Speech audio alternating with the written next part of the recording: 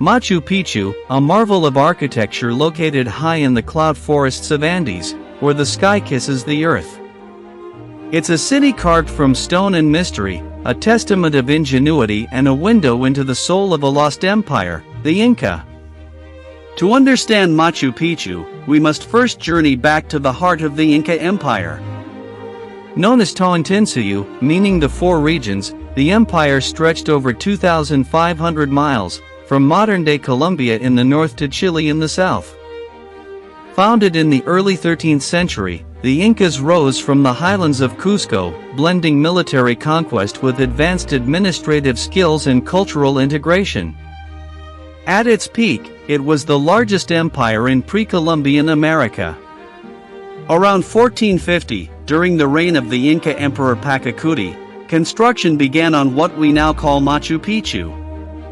Perched nearly 8,000 feet above sea level, this citadel was never meant to be just another settlement. Built with remarkable precision using a technique called ashlar, stones were cut to fit together without mortar so tightly that not even a blade of grass could pass between them.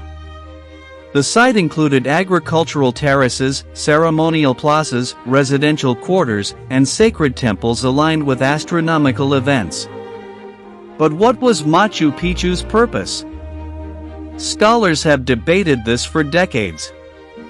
Some believe it was a royal estate for Pachacuti, a retreat for the emperor and his entourage. Others argue it was a sacred religious site, chosen for its proximity to powerful mountains, or apis, which the Inca believed to be gods. Evidence of ritual sacrifices, astronomical alignments, and sacred stone structures like the Intihuatana, the hitching post of the sun, suggest that Machu Picchu was both a spiritual and political center. Within a century of its construction, Machu Picchu was abandoned. The exact reason remains uncertain. Some suggest the Spanish conquest led to its desertion. Yet, there's no evidence the Spanish ever found it. More likely, it was the impact of diseases like smallpox, which devastated Inca populations before the Spanish arrived in the region. Hidden by thick jungle and nearly forgotten, Machu Picchu slept for centuries, whispered about only in local Quechua legends. In 1911, an American explorer named Hiram Bingham, guided by locals, was led to the ruins of Machu Picchu. Though locals had always known of the site, Bingham brought it to the world's attention. Mistakenly believing it to be the lost city of the Incas Vilcabamba, Bingham excavated and documented the ruins, ultimately inspiring global fascination. But his expedition also removed thousands of artifacts, many of which were taken to Yale University, sparking a century-long debate about cultural ownership. Today, Machu Picchu is a UNESCO World Heritage Site and one of the new 7 wonders of the world.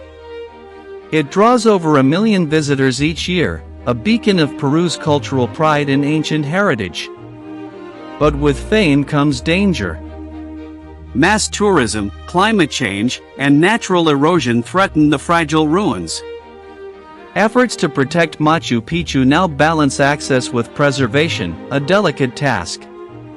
Machu Picchu continues to captivate the imagination. Who exactly lived there? Why was it abandoned?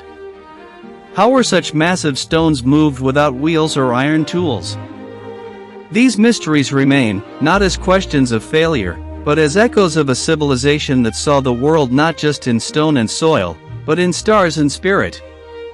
In the silence of its stones and the shadows of its terraces, Machu Picchu speaks, not of the end of a world, but of a people whose legacy endures in every carved block, every mountain breeze, and every curious eye that dares to look back in time. This is Machu Picchu, not lost, but waiting to be understood.